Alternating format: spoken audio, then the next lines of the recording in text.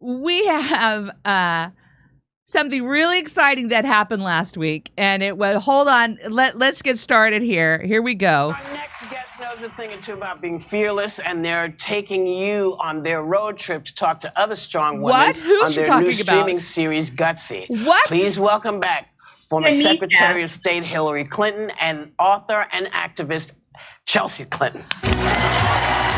Okay, first off, I had no idea that Chelsea Clinton is an activist. How cool is she? And if you see, look how excited all these people are to see her. They're all masked, thank God. Look.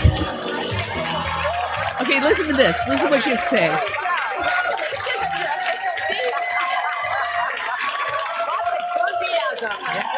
You're back. Okay. It's for you. I am on the edge of this thing. She goes, what enthusiasm. It's like she is surprised that actually anybody applauded for that long for her. She's not used to this kind of positive reception lately. All right, which is uncomfortable. Well, all right. The View is the only place she can get it. Yeah. It's like the View of awfuls. Well, this is a very controlled audience. You know, this is the View. And you know what? All right. Let's continue with this. There's so much to say. Here we go. Let me show you this next clip. Here we go. I think this series is, we got a sneak peek of it. It is so good, and it's going to be incredible, and everyone's going to watch it. But Gutsy. I want to dive into hot topics. Oh, let's do it. That's my thing. So the FBI seized more than 11,000 documents from Mar-a-Lago. Wait, is 11,000? It's 11,000 Like not that one. we know of right now. Yeah, 11,000. 325 of the documents retrieved since Trump left office were marked classified. Isn't that fun? Isn't that funny that they raided a president's home? Isn't that something? Isn't that great that they're talking about President Trump on The View? He's not in office. He's not allowed on social media. I don't even like the man. You know, I'm not a Democrat. You know, I'm not a Republican. I was a Democrat for most of my life. And then we decided I have to be a part of a third party. All right. So let's continue here. What are the odds that they're going to ask Hillary a question about Donald Trump? What are the odds? Here we go. There were also 40 some odd folders that were empty. They were also marked classified. What was your hot take when you heard about this? Well, look, I mean, I think this should be taken really seriously. Oh, and okay. It's not a joking matter. And it shouldn't be partisan. No. And it shouldn't be partisan. It should concern every American, because those documents and the empty folders, as they were marked, suggest that there was really important secret information that is essential to our country's defense and security. So essential to our defense and security. They waited, I believe, 3 days to finally go to Mar-a-Lago, although they had already been given permission to enter the premises. And when the report came out yesterday that the documents also included information about, we don't know which, an ally or an adversary's nuclear program, I cannot tell you how terrifying that is. Yeah. And Okay, so you're telling me that the old president had the codes for either an ally or an enemy's nuclear whatever, and we should be concerned of that. I'm asked all the time to update my passwords. You're telling me something in the military isn't updating their passwords? Okay, maybe I'm wrong about this. Alyssa, you know, because you were at the Defense Department, you know, there were times when I was Secretary of State that literally a military courier would come into my office. It would be an emergency. There wouldn't be time to get to the White House and have a meeting in what's called a SCIF, a secured facility. So usually a man, it was always a man as I remember, walked in. He would have like a briefcase locked to his wrist. And he would come into my office and he would say, "You have to look at this immediately, Secretary." He would unlock the briefcase. He would stand there. He would give me this document that had really delicate, secret information about something of importance. I would read it, then I would sign that I had read it. It would go back into the locked box attached to his wrist. Was this from your home server? Was this? Well, go ahead. That's the freaking point. That is the very point. Is that what she's talking about is basic government procedure, which she failed to follow for the majority of her communications as Secretary of State. So, I mean, we can get into this if you want to play the rest of the clip, but yeah, I can go off. All right, let's finish the clip. I think I just have 1 minute, and then you can go off. Off he would go. So I don't understand how these documents ended up where they are. I don't understand how he was permitted to take them even to the residence, let alone to a country club in Florida. I don't understand it. Well, where was the guy with the lockbox? I don't know. That's what I'm asking. I don't know. What happened to him? I don't know. And the missing documents. I don't know. And it's, we don't have yet an understanding of what was in them. We're getting little dribs and drabs, like the nuclear posture of an ally or an adversary. But people literally die to get our government information. They go to prison. Yeah. They get exiled. It's dangerous oftentimes. And they do that to expose the government's information and secret. That's right. So you're saying what? Say it again, Anya. People go to jail and they die for exposing those communications or exposing the lies that are going on in our government. Like, no courier in Washington, D.C. is murdered trying to get their fucking suitcase with a handcuff delivered to Hillary Clinton. That's never happened. Right. Okay, so let me play you this clip because you're bringing something up about the safety of journalists or whatever. Here's a clip. Here's a blast from the past. This was 5 years ago, I believe. According to WikiLeaks, she's called for an assassination of Julian Assange. There you go. And Mediaite reports that one of their campaign managers will not disavow that she said that. Well, here's what they said. Here's according to WikiLeaks. WikiLeaks, if you read this, it says they're talking about Julian Assange and the problem, and Clinton's State Department was getting pressure from President Obama and his White House inner circle, as well as heads of state internationally, to try and cut off Julian Assange's delivery of the cables. And if that effort failed, then to forge a strategy to minimize the administration's public embarrassment over the contents of the cables. Hence, Clinton's early morning November meeting of state top brass, who floated various proposals to stop, slow, or spin the WikiLeaks contamination. That is when a frustrated Hillary Clinton, sources said, at some point blurted out a controversial query. Get ready. Quote, "Can we just drone this guy?" Clinton inquired, offering a simple remedy to silence Assange and smother WikiLeaks via a planned military drone strike. According to State Department sources, the statement drew laughter from the room, which quickly died off when the secretary kept talking in a terse manner.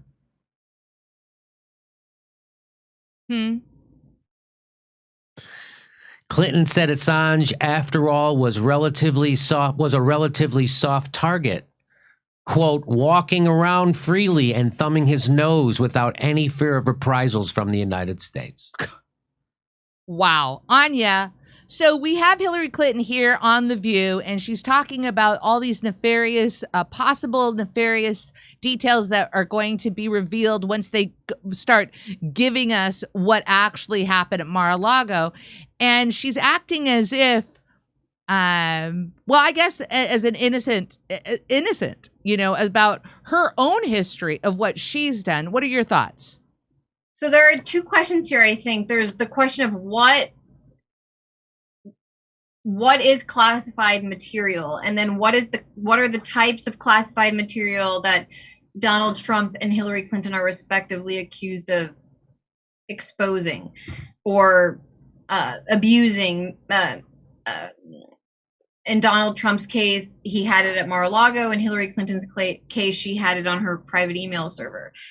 And the first point about what is classified material, I read an interesting op-ed on SheerPost recently by a lawyer named Len Goodman, a friend of the show, a friend of the Gray Zone, and he was explaining how, and he knows this based on his experience defending Gitmo detainees, that a lot of what is considered classified material, it's not actually a threat or a national security. It's not of interest or it's not pertinent to national security. It is just a political designation based on what the intelligence services, be it the FBI, the CIA, do not want you to publicize, or they don't want it to be public information. And he experiences trying to defend Gitmo detainees because pretty much all of the evidence against his client was classified because the U.S. government didn't even want to turn it over to the lawyers that were defending the Gitmo detainee, because it was obviously an abuse of intelligence practices that they were having these people. They were disappearing them in Guantanamo anyway. And then, but beyond that, there's what did Hillary Clinton do? What did Donald Trump do? Well, first of all, Donald Trump was the president of the United States. So I've heard it argued, and obviously this will have to be argued in court, I'm not a lawyer, that the president has the authority to declassify anything he wants, or he or she wants. Any government document, the president actually does have, and this analysis that I read notes, for example, the JFK files about the assassination of John F. Kennedy. For example, it was within Trump's power, and it was within his duty to actually declassify hundreds of documents related to the investigation of the assassination of John F. Kennedy, but he didn't. But it would have been within his right. So pretty much, if the president is taking documents home, he has, it's within his right to declassify anything. So maybe we can have that conversation. And first of all, or second of all, beyond that point, maybe we should just call for a blanket declassification of the files that were in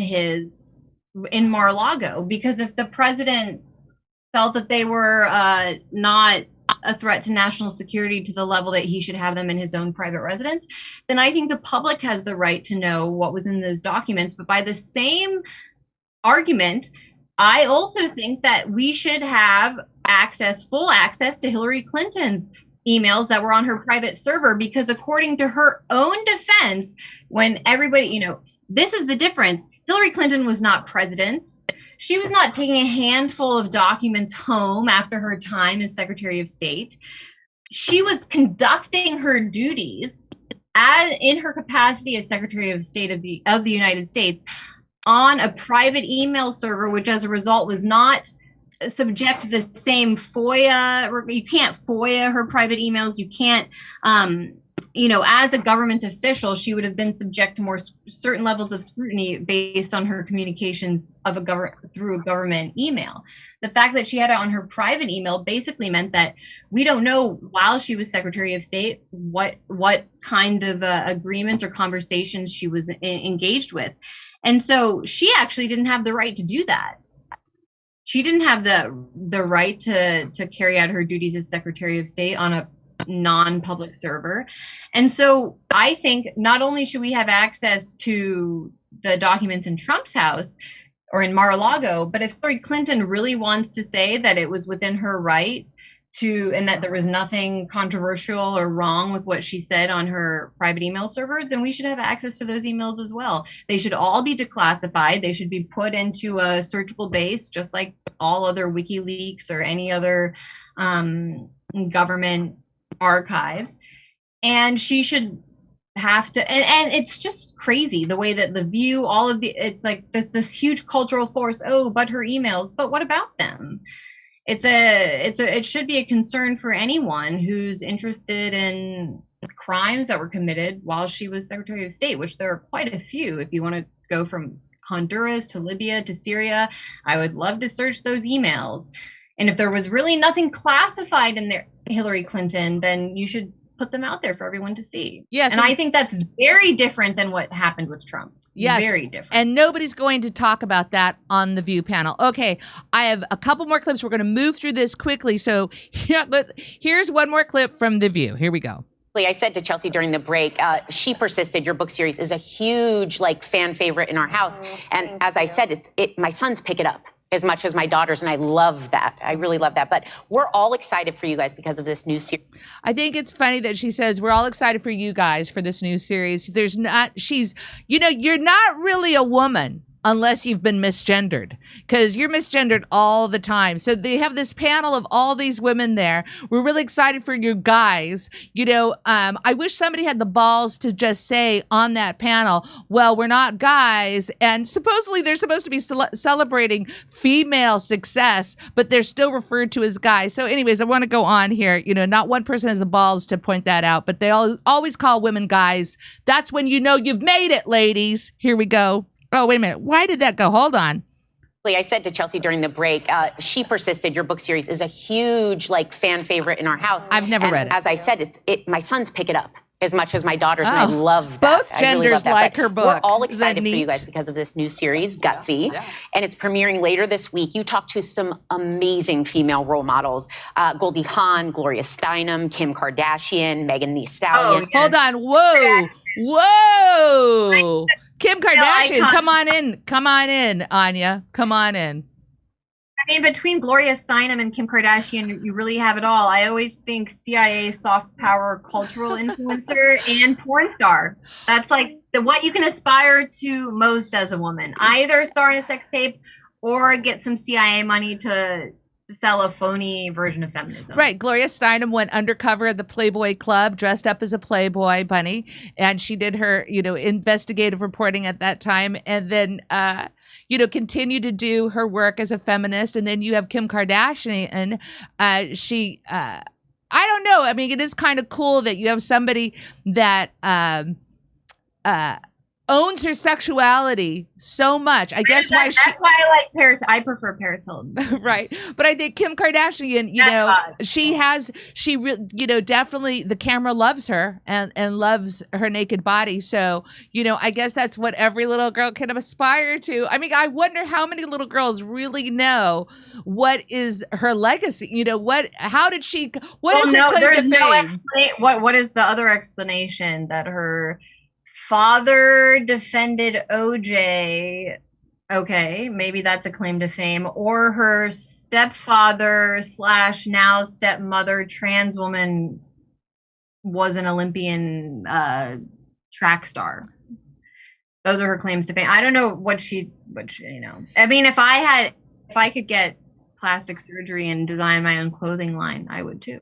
Well, yeah, it's just celebrating women from all angles of it, I guess. All right, so let's continue. What does it mean to you to be gutsy? Yeah. Well, for us, it means, of course, being resilient and courageous and persistent. Absolutely. It also means bringing others along with you. Oh. That you are being gutsy. It sounds like they're going to change the definition of gutsy, like they've changed the definition of vaccine. Let's continue. For yourself and in the service of your community and in pursuit of what you know is right, which is for more women to have more opportunities in more places than we have. Except Libya. All right. So really, I'm not, let me see a little bit of this. Or have ever had in history. Yeah. I love that. Very well said. I love the footage. You saw Chelsea and the firefighter. Yeah. Alyssa, you'll have to come next time. I would love to. Funny to have Chelsea as a firefighter. What kind of hard work has Chelsea done all her life? They're going to ask her a tough question about her life in a minute. So, Chelsea, you talk about, you look at women who stand up to violence and hate, and you talk about how you don't remember a time in your life where your family wasn't faced with hate and with threats. Mm-hmm. Talk to me about what that was like to experience and then telling the story through the program. Well, Alyssa, I don't remember a time when there weren't people who hated my family, hated my parents, who said hateful things to me when I was a... What, Anya? Like, she says, I can't forget, I can't remember a time when people didn't hate my parents. Okay. For good reason. They didn't like your parents. Any particular reason? You know, hold on, let's find out. Kid, and I remember being a little kid being like, I'm just waving an American flag and handing out stickers at my dad's rally. Like, I'm sorry. I'm sorry, my dad's running for office and I'm handing out stickers. Why are they having their daughter hand out stickers if people hate them so much? What kind of why would they put her in such a vulnerable situation like that? Okay, hold on, here we go. You feel that way?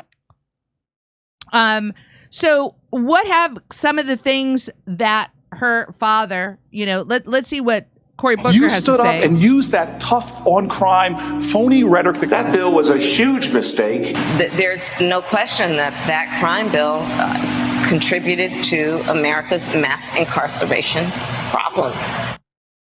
So does go ahead, Anya, does, you know, like when Chelsea is talking about, you know, people hate, you know, her father signed that crime bill in 1994, you know, and it escalated what happened in our prison culture. Instrumental in passing it through the Senate. I mean, it's sad to see Kamala and Cory Booker, they're both complete frauds and opportunists, capitalizing on the record of Joe Biden in order to oppose him on the ticket. And then right. Kamala, she's his vice president, and Cory Booker would have accepted that nomination in a heartbeat himself. So they're complete phonies. They don't really care about the practical result or the material result of Joe Biden's policy in that case. But I will say, in Chelsea Clinton's case, go ahead. To a certain degree, I feel compassion for Chelsea as a child. She didn't choose her life. She was an awkward, not very charismatic to this day, not very appealing individual, and she was thrust into the spotlight as a young child and had to carry on the legacy of her parents. But the reason, the where I break with her is that I do think that if I had her resources, her education, her life, you would develop, I would hope, what she's lacking is any sort of self-reflection, or like she should be rejecting the legacy of her parents. She could actually, if she wanted to. Instead, she's married to some hedge funder and they live on an entire block of Manhattan. Their apartment is like takes up the space of an entire block, maybe even multiple floors. She, instead of questioning the system that abused her as a child and had also put her into this vulnerable spot, she just bought right in, sold it right out to it. So that's where I just lose respect for her altogether. And there's no reason that we should be listening to anything that she has to say, because she is not an accomplished or worthwhile individual. Like she's done nothing productive. Here's something from Bill Clinton. Violent crime and the fear it provokes are crippling our society. The crime bill before Congress gives you a chance to do something about it, a chance to be tough and smart. Oh. Oh, that's great. You can, go ahead and explode the prison industrial complex, but you're being smart about it. The United States has less than 5% of the world's population and nearly 1/4 of its prisoners. Keep that in mind. More than 2.3 million people are incarcerated in the United States. If each state were its own country, 23 states would have the highest incarceration rate in the world. And to mention, to see Cory Booker and then see Kamala Harris. So here in the state of California, Kamala Harris, while Jerry Brown was governor, they were investigated because our prisons here in the state of California were at 300% capacity. And she did not release prisoners at the time because they're cheap labor for firefighters. In fact, she was trying to jail parents for truancy. Yes. Yes, that was her solution to help kids, because she didn't want, what did she call it? Like schools are pipeline to the prison? Well, certainly when you make sure that the prisons take away their parents, that's definitely what's going to happen. And that was the purpose of the crime bill. The 94 crime bill it removed black men pretty much from society. It was a war on black men. And so once you destroyed the black family, you created all of this, what we're dealing with now. Crime or any destitution that people want to say, it all comes from the crime bill. Once you take away men and you destroy the family, that and Chelsea Clinton is saying, I can't remember a day where there weren't threats and there weren't violence. Well, imagine if you were a child in the 90s and your father were locked up for having a gram of marijuana in his pocket. And then maybe even locked up for life because he was targeted for walking down the wrong street. Like, what is that? What real people were dealing with compared to this trauma, this phony trauma that she's putting forward at The View? Like, well, it takes guts for her to talk about these things, Anya. It's really gutsy. It is gutsy for Chelsea Clinton to think she's the victim of anything. Exactly. You know, and it was that one host where she says, you know, why don't you tell us about, you know, what it was like, you know, you were mistreated. I wanted the follow-up question. Tell us what it's like to live in a penthouse in Manhattan. What's that like? Tell me what it's like to be a part of the top 0.5% in the world, and you get to do anything that you want whenever you want to do it. Tell me about the health care that is available to you. Tell me about the security that you have going through. You know, do you worry about a mortgage? Do you worry about school? No. Do you worry about debt? Do you worry about your student loans? And you can fact check this, but I'm quite sure her husband, he's a hedge funder, but he was a hedge funder who specifically made his money off of exploiting the Greek debt crisis. Like he's someone who bet against the Greek government, and you know, they raped Greece. So yeah, that's his claim to. Can you speak to, really briefly, can you speak to Hillary Clinton and her connection with Libya and how it created the slave market? Can you talk about that at all? Well, yeah, I mean, Libya was the anchor of an independent North Africa and Middle East. You know, there's Syria, Iraq, Libya. Since the Second World War and the European powers, Western powers, they've held on to much of the region, but these were some outliers. There was Iraq, there was Syria, Libya. You don't necessarily have to support those individual governments, but the reality is they were the ones that broke from the Washington consensus or the Brussels consensus, the European world order. And one by one, they were picked off after the fall of the Soviet Union through U.S. regime change, war campaigns. And when Hillary Clinton was Secretary of State, that was when the Libya domino was pushed by the United States, by NATO. They decided it was time to take out the independent Libyan state. And so there was the Arab Spring, this basically Gulf and US funded color revolution throughout the Middle East and North Africa. And part of that swept up Libya and plunged the country into civil war. And then once the war was taking place, the US said, okay, the Libyan government is, well, technically it was defending itself, but it was engaged in a civil war. Now we're gonna intervene on behalf of the armed population that we've already been supporting for all these years in order to destabilize Libya, and they destroyed the Libyan state, which really was not only an anchor in the Middle East and North Africa, but it was an anchor for the African continent. Like Gaddafi and the Libyan state had this vision for a Pan-African Middle East state that would be so powerful if all these forces could coalesce behind the African continent, which, you know, other continents get to do. Europe gets to do that. The US, Americas gets to do that. But no, Libya, Africa, not allowed. They removed Gaddafi. They killed him with US-backed forces. He was eventually deposed and raped in the street with a bayonet. And then the US-backed forces, which came and took control of part of the country, it just fell into chaos. They couldn't keep it together.